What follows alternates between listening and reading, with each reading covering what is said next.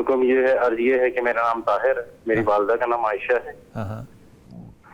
میں کو پچھلے 1 سال سے بہت زیادہ نظر بد اور حسد کی اس میں بہار میں آیا ہوں. اس سلسلے میں آ کے میں اپنی جاب پہ بھی جا رہا ہوں. آج کل میں مجھے ہو سکتا ہے نوٹس مل جائے واٹ ایور کیا ہے. اچھا. کورٹ تھانہ پولیس بھی ہو گیا ہے اسی چکر میں. تو آپ کو طاہر نظر بد کا اور حسد کا کس نے بتایا کہ اس کی وجہ سے تھانہ کچہری ہو رہا ہے؟ کسی نے نہیں، یہ میری اپنی سوچ ہے، کیونکہ میں جہاں پہ کام کرتا ہوں وہ ایک بہت مشہور جگہ ہے ماشاءاللہ، کلب ہے. وہاں پہ میرے بہت اچھے کانٹیکٹ ہیں لوگوں سے، بہت اچھی. تو جو دوسرے کچھ لوگ ہیں وہ اس سے بڑا خائف رہتے ہیں. تو وہ اس وجہ سے کافی چیزیں نا میرے اگینسٹ کو بولتے رہتے ہیں لوگوں کو اس طرح سے. تو اس وجہ سے نا لوگ بڑا خائف رہتے ہیں، اور کبھی یہ سلسلے کافی دیر سے چل رہے ہیں سر میرے ساتھ. تو تھانہ کچہری کیسے ہو گیا سر؟ کسی نے کوئی فراڈ کیا تھا، اس نے پھر مجھے ایز اے کمیشن ہولڈر وہ ڈال دیا. یہ فراڈ دفتر میں کام کرنے والی جگہ پہ ہوا تھا؟ جی جی جی جی. ٹھیک ہو گیا. تو آپ کو لگتا ہے یہ فراڈ نہیں ہوا، آپ سے نہیں ہوا، کسی نے آپ پہ جادو کر کے آپ کو انوالو کر دیا اس میں؟ کا نام نہیں دیا، اس نے جو فراڈ کیا ہے وہ وہاں سے چلا گیا ملک سے باہر، اور وہاں آیا تو گرفتار ہوا. تو اس نے کہیں مجھے کہا جی اس نے یہ مجھ سے کمیشن لیا. اب میں اس چکر میں کافی پڑ گیا، تھانہ کچہری ہوئی، یہ ساری چیزیں چلتی میرے ساتھ. اب میری بیل ہو گئی، میں گھر پہ ہوں. اب نوکری والے کہتے ہیں جی ہم آپ کو رکھ نہیں سکتے کیونکہ آپ یہ ایلیگیشن اس طرح کی چیزیں ہیں. تو اب دیکھیں، ہم نے اپیل کی ہوئی ہے، اللہ کرے کوئی اپیل میری کامیاب ہو جائے. طاہر، یہ سارا سینیریو جو ہے، یہ جو بھی ڈپارٹمنٹ یا جو بھی دفتر ہوتا ہے آپ کا، وہ ظاہر ہے بڑی تحقیق کر کے یہ کام کرتا ہے نا، ورنہ آپ عدالت میں جا سکتے ہیں اپنے اس حکم کے خلاف کہ مجھے کیوں نکالا ہے انہوں نے. آپ عدالت میں کیوں نہیں گئے؟ جی میں کوشش کر رہا ہوں، وہاں بھی ہو رہا ہے، چل رہا ہے، ابھی ٹرائل ہونا ہے. ہاں دیکھیں اب سروس رولز ہوتے ہیں نا سپریم کورٹ کی، اس کے پہ رولنگز جو ہے نا وہ بڑی ایسی ہیں جو کہ آپ کے حق میں جا سکتی ہیں. اگر آپ انوسنٹ ہیں تو سپریم کورٹ کی رولنگز ہیں، بلکہ وہ جس وقت میں آپ کام نہیں کر رہے ہوں گے وہ وقت بھی آپ کی سروس میں ہی کاؤنٹ کیا جائے گا. جی جی جی بالکل سر، ایسے ہی. مجھے یہی وکیل کہہ رہے کہ پہلے اس میں بریت ہو جائے، اس کے بعد آپ اس میں جائیں گے دوبارہ. اچھا، یہ بات آپ کو علم ہے کہ ہر وکیل جو ہے وہ سروس رولز کا وکیل نہیں ہوتا؟ جی جی جی. تو وہ جو سروس رول والے وکیل ہوتے ہیں وہ بھی بڑے خاص ہوتے ہیں اور الگ ہوتے ہیں. اچھا، یہ پتہ ہے آپ کو؟ سروس رول نہیں، مجھے نہیں پتا. میں بالکل اس معاملے میں نا بالکل، اگر یہ چیزیں مجھے پتا ہوتی میں پہلے دن جاتا ہی نہ اندر، کیونکہ میں وکیل کر لیتا. یہ ایسی چیزیں ہوتی ہیں.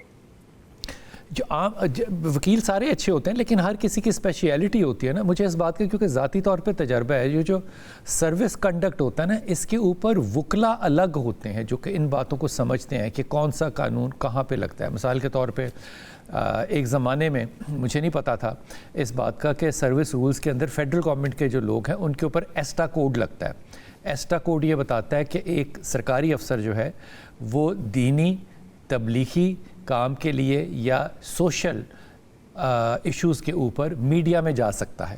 عام طور پہ لوگوں کا خیال ہوتا ہے سرکاری افسر نہیں جا سکتا. اس لیے یہ وکیل چن کے کرنا، پہلی بات تو یہ، اگر آپ نے جرم نہیں کیا تو اللہ تعالیٰ آپ کے لیے کیوں آسانی نہیں کرے گا. لیکن میرا یہ آپ کو مشورہ ہے کہ اس معاملے کو نظر بد سے، جادو سے یا حسد سے مت جوڑو. حسد ہر جگہ ہوتا ہے، آئی کین انڈرسٹینڈ دیٹ، لیکن ان باتوں کو میرے خیال میں سیدھا سیدھا رکھو. اور اگر ممکن ہو تو آیت کریمہ حسبنا اللہ و نعم الوکیل، حسبنا اللہ و نعم الوکیل، آیت کریمہ کھلا پڑھنا ہے. حسبنا اللہ و نعم الوکیل جو ہے یہ کسی ایک وقت باندھ لو، کوئی ایک وقت متعین کر لو جس میں تم یہ کر سکو. 40 دن یہی کرنا ہے اور 450 دفعہ کرنا ہے، 4.5 تسبیحاں پڑھنی ہے. حسبنا اللہ و نعم الوکیل.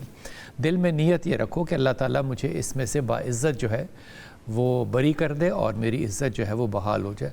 40 دن تم نے کرنا ہے ایک ہی جگہ پہ ایک ہی وقت میں بیٹھ کے یہ کرتے رہنا. اللہ تعالیٰ آپ کے لیے آسانی کرے گا. اور آیت کریمہ کھلا پڑھنا ہے. اسی کو ڈاکٹر صاحب چلہ کہتے ہیں.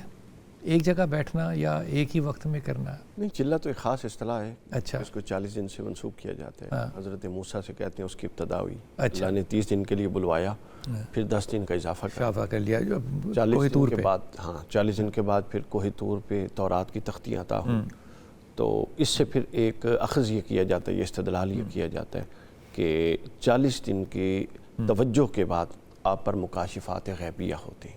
واہ، وہاں سے یہ بات سمجھی اور کہی سنی جاتی ہے. ٹھیک ہے. یہ مجھے ویسے اچھی آپ نے پہلی دفعہ یاد دہانی کرا دی. موسیٰ کا واقعہ تو سب نے پڑھا ہے، لیکن وہ قرآن مجید وہاں سے شروع ہوا یہ بات. ایک نہیں، وہاں سے استدلال 30 دن کے لیے گئے، پھر آپ نے اللہ نے 30 دن، ورنہ اللہ تو 30 دن بعد دے سکتا تھا، پہلے دن دے سکتا تھا. 40 دن پورے کر پیچھے حضرت ہارون کو چھوڑ کے، پیچھے حضرت ہارون. 40 دن پورے کرنے کے بعد اللہ رب العزت نے کلام، پھر وہ 10 کمانڈمنٹس، پھر 10 کمانڈمنٹ، کلیم اللہ بھی 40ویں دن ہوئے. واہ واہ.